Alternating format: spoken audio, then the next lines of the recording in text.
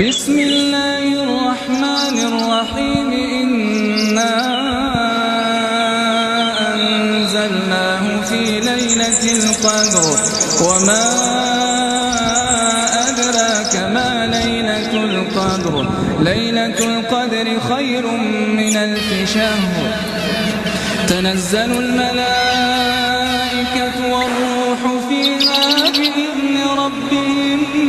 من كل أمر